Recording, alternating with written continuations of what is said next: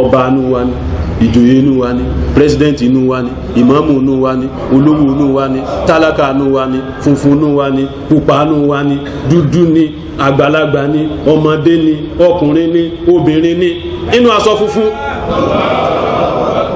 inú aṣọ funfun tààrò pé ọjọ́ kìámọ̀dé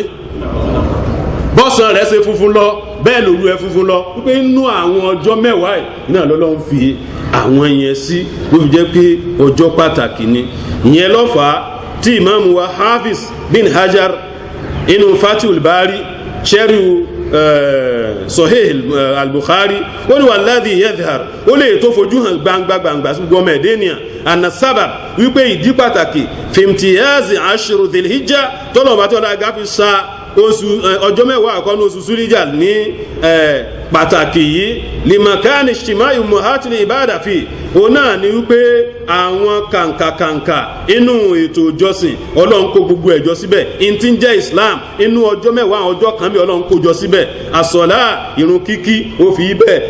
irun ìdí lápèjúwe ibẹ̀ ló wà àsíyàm káfọjọ́ mẹ́sàn-án àkọ́kọ́ gbààwẹ̀ ọjọ́ ọdún àárọ̀ rẹ̀ káfi gbààwẹ̀ lọ yídì kádé káwá pẹ̀lú ká tó jẹun ibẹ̀ náà ló wà àsọdàkà káṣe sàrà ibẹ̀ ló wà alihaj káṣe ájù ibẹ̀ ló wà nígbà bá ti rírun tààràwẹ̀ tààrí sọdàkà tààrí ájì kí ló tó kù ìmán bẹ́yìn ò ní ìmán kò lè sí mẹ́rẹ̀ẹ̀rin ló jẹ́ pé ọnú ọjọ́ kan kí gbogbo ẹ̀ papọ̀ kò sábà wọ́pọ̀ fún ẹnìkankan. bákan náà nínú tó jẹ́ pàtàkì ni pé ọjọ́ mẹ́wẹ̀ẹ̀wá yẹn gẹ́gẹ́ bí àkọọ́lẹ̀ sísọ wọ́n lò náà ní ọjọ́ mẹ́wẹ̀ẹ̀wá tí Ọlọ́run fi pé 40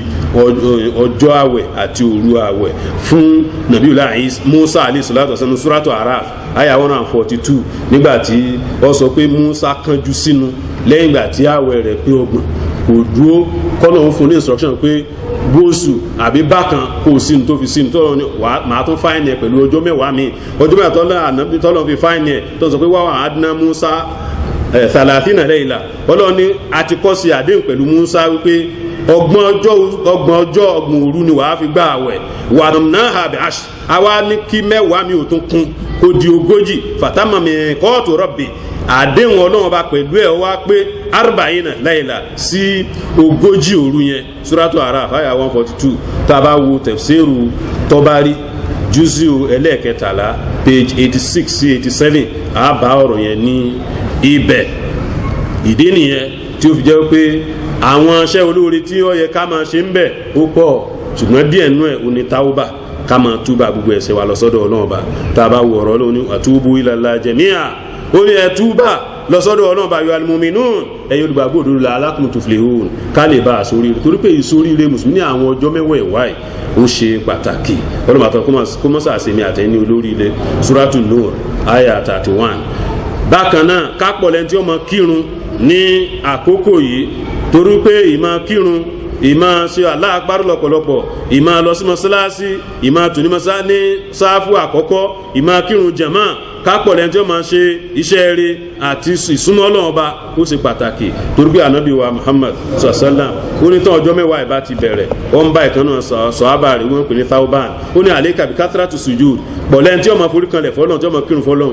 lillah fọ́lọ́n fa innaka la tasjudu lillahi sajda illa rafa'aka biha daraja ó ní tó bá ṣe ilé ìlàkókò yìí Ọlọ́run máa fi ìsùjúdù kankan gbé ẹ ga ni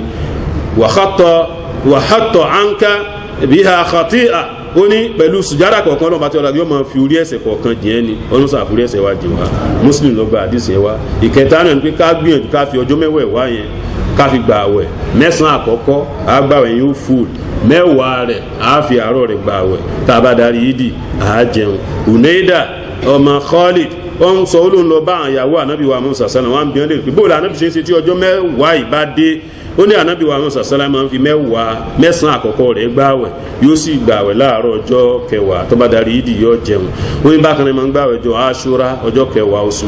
Muharram bákan náà máa ń gbààwẹ̀ ọjọ́ 3 nínú gbogbo oṣù kọ̀ọ̀kan tó jẹ́ oṣù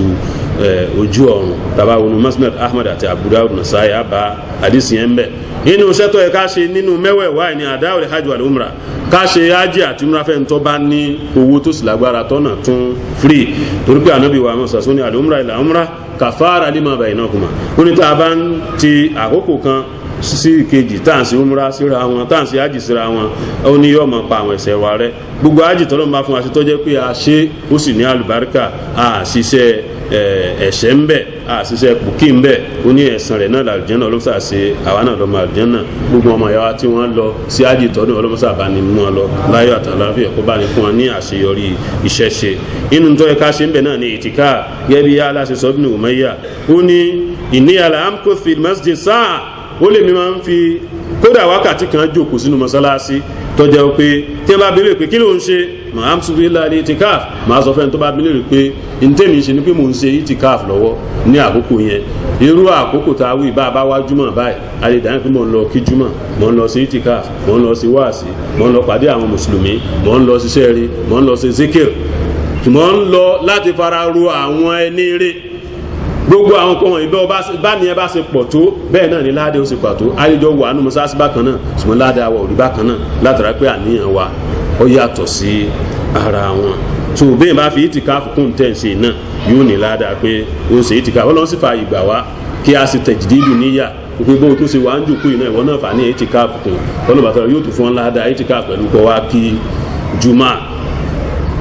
bákan náà wọ́n fẹ́ kọjá pé kápọ̀ lẹ́yìn tí wọ́n mọ̀ sí àdíkìr Allahu akbar la ilaha illallah níbẹ̀ inú ọ̀rọ̀ ànábì kan ní ma min ayyamin a'zamu indallah ó ní kò sọ́jọ́ tó tóbi tó bù háyà lọ́dọ̀ ọlọ́run tó lọ nífẹ̀ẹ́ sí jù pé ká máa ṣiṣẹ́ rí ń bẹ̀ bí àwọn ọjọ́ mẹ́wàá zilhijjah faksiru fihinna mina tahlil wa takbir wa ta'mir ó ní ẹ̀pọ̀ lẹ́yìn tí wọ́n mọ̀ gbọ́ lọ́n tóbi mẹ́ tí wọ́n mọ̀ sí la ilaha illallah mẹ́ tí wọ́n mọ̀ sí Allahu akbar tí wọ́n mọ̀ sí alhamdulillah mẹ́ tàwọn Musnad Ahmad abba ń bẹ̀ àti Bukhari wọ́n á sọ wípé àwọn sàhábí ànábì kan Abdullahi bin Umar wọ́n máa ń jà àti Abu Hurairah wọ́n máa ń jáde lọ sí ọjà sí gbogbo ojú ọ̀nà wọ́n mọ̀ kí wí Allahu akbar Allahu akbar Allahu akbar Allahu akbar la ilaha illallah Allahu akbar wa lillahi alhamd títí tí ọjọ́ mẹ́wàá yẹn ó fi pé inú ìparí náà ni pé wọ́n fẹ́ ká pọ̀ ládùúrà àti àforíjìn bákan náà fẹ́ kí a pa ẹran àgẹ̀ràn léyà ní ọjọ́ kẹwàá yẹn anabi wa muhammad sallallahu alaihi wasallam ó ní min amal ó ní kò sí iṣẹ́ kan àdàmì tọ́mọ anabi adama ṣe min amal tọ́jẹ́ iṣẹ́ rí yawm nahar lọ́jọ́ ọdún léyà haba ilallah min ihraq dam tó lórí bíi kéèyàn rí ẹran pa gbogbo àwọn ọlọ́mọ àtọ́rọ̀ musa fún aláǹfààní àti rí ẹran pa tábà wọnú àdìsí Tirmidhi àbá ọ̀rọ̀ yẹn ń bẹ̀ ìyẹn lọ́ba àti ìmáàmù sọ́ọ̀lì Uthaymin tó fi sọ fún wa pé al-amalu salih iṣẹ́ rí tọ́lọ̀ ń pè ká máa sínú àwọn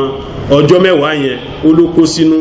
asọ́lá irun kíkí sọ́dáka sàrà ṣíṣe siyam àwẹ̀ gbígbà dhikr ìrántí ọlọ́run tekbir ìsàlá akbar kiratul quran ìmọ̀ọ́ka qurani birrul walidin ká máa ṣe dáadáa sáwọn òbí wa méjèèjì silatul arham ká ṣe dáadáa sáwọn mọ̀lẹ́bí ihsanu lil khalqi kulli ká máa ṣe dáadáa gbogbo ẹ̀dọ́ ọlọ́run pátá wa husnul jiwar ká dáa sáládùúgbò wa ghairi dhalik àti bẹ́ẹ̀ bẹ́ẹ̀ lọ́nà àwọn sẹ́ẹ̀rì tí a bá lè ṣe tí a bá wo Riyadus Salihin jùsù ẹlẹ́ẹ̀kẹta péjì 395 àárí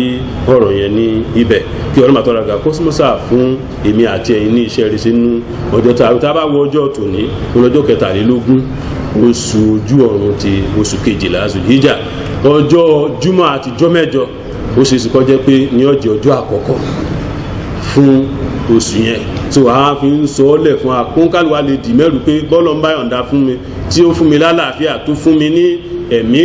dìgbà yẹn pẹ̀lú ògbọ́lọ́ yóò máa jẹ́ ọjọ́ ààwẹ̀ tí oṣù bá jẹ́ 29 ṣùgbọ́n tó oṣù bá lọ jẹ́ 30 ọjọ́ yẹn ni ó jẹ́ ọjọ́ parí tí sátọ̀dé tí ń bọ̀ tí ó tẹ̀lé tíjọ́ mẹ́sàn-án tí ó wà jẹ́ ọjọ́ àkọ́kọ́ ó ṣe é sì kó jẹ́ júmọ̀ ó ṣe é sì kó jẹ́ sátọ̀dé ká gbìyànjú kí a fi ọkàn sí gbígbààwẹ̀ ní àkókò yẹn kọ́nà àtọ́rọ̀ àgbọ̀nsá ṣe dáadáa fún wa kí a tọrọ ń tàn fẹ́ lọ́dọ̀ ọlọ́mọṣà gbàdúrà wa.